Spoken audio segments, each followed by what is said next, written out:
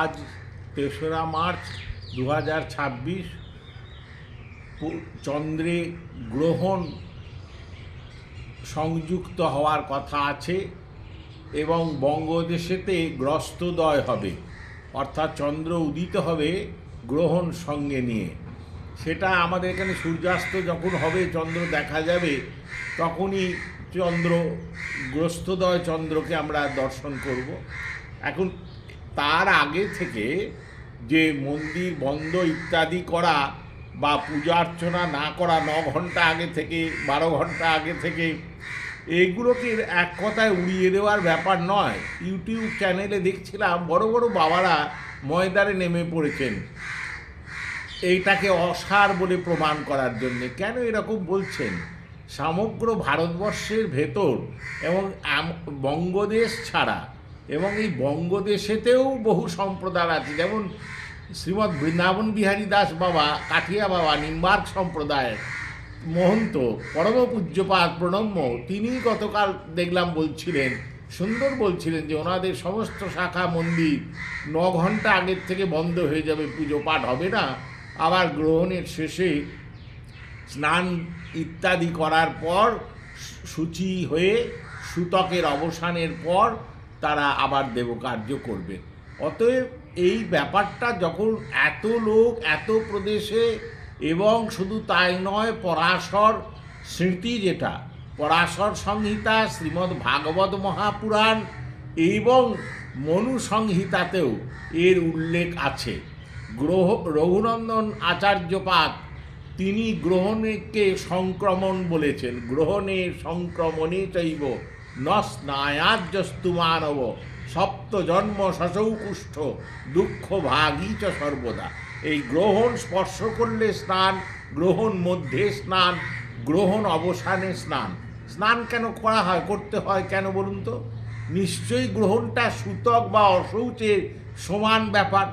এই গ্রহণকালে সংকট উৎপন্ন হয় এবং দেহ অপবিত্র হয়ে যায়, তাই নাম স্মরণ করতে হয় এবং নিশ্চিতভাবে নদী, গঙ্গা স্নান, জলাশয়, যে যেখানে যা সন্নিকটে উপলব্ধ হবে সেখানে স্নান করবেন।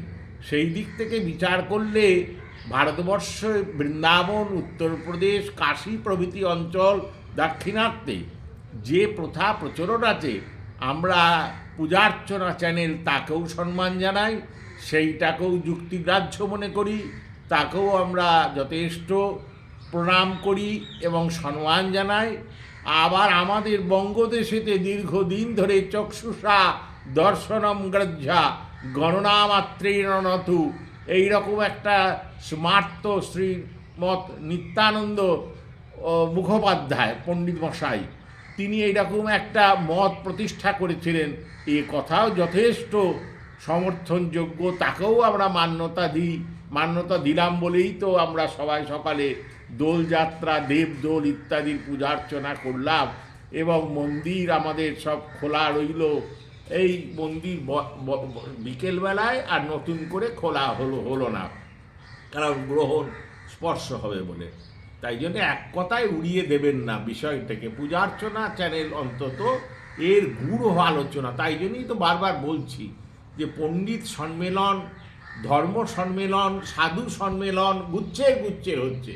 কোটি কণ্ঠে গীতা পাঠ, 10 কোটি কণ্ঠে গীতা পাঠ, 1000 কণ্ঠে গীতা পাঠ, রোডের ধারে গীতা পাঠ, ঘাটে মাঠে গীতা পাঠ, এসবগুলো না করে এগুলোও যেমন করার প্রয়োজন আছে। গীতা পাঠ বহু প্রাচীন, আমরা সবাই করে, সুস্থিরভাবে সুন্দরভাবে এগুলো হোক। তার সঙ্গে পণ্ডিত ব্রাহ্মণ বিদ্বানগণের সম্মেলন করুন এবং তার থেকে সিদ্ধান্ত নির্গত হোক। এই যে বড় বড় যজ্ঞ করেন আপনারা সব, 3 দিন 4 দিন যজ্ঞ হলো, লক্ষ কোটি টাকা খরচ করলেন। যজ্ঞ কেন করেন? মিথ্যা যজ্ঞতে কি লাভ হয়? যজ্ঞেতে তো সিদ্ধান্ত স্থাপন করার জন্যই যজ্ঞ। যজ্ঞ মীমাংসা বই শতপথ ব্রাহ্মণ খুলে দেখবেন, যজ্ঞে সিদ্ধান্ত নির্ণীত হয়। এর মাধ্যমে আলোচনা করে আমরা মনে করি সিদ্ধান্ত নির্গত হোক যে আগের থেকে 9 ঘন্টা 12 ঘন্টা আগে দেবকার্য বন্ধ করে দেওয়াটা উচিত কি উচিত নয়, এটাই সঠিক কি বেঠিক, না হলে একা আমাদের মাথা থেকে ক্ষিপ্তভাবে এক একজন বাবা এক এক কথা বলছে নিজেদের মতো করে, সেটা সঠিক নয়।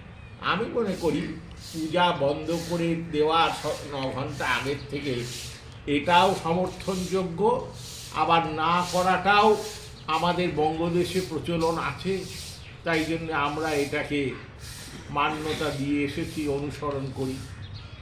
বাদবাকি সবগুলো বিদ্যাঞ্জনের আমি সমর্পণ করলাম। জয় গুরু, জয় শ্রী সীতারাম।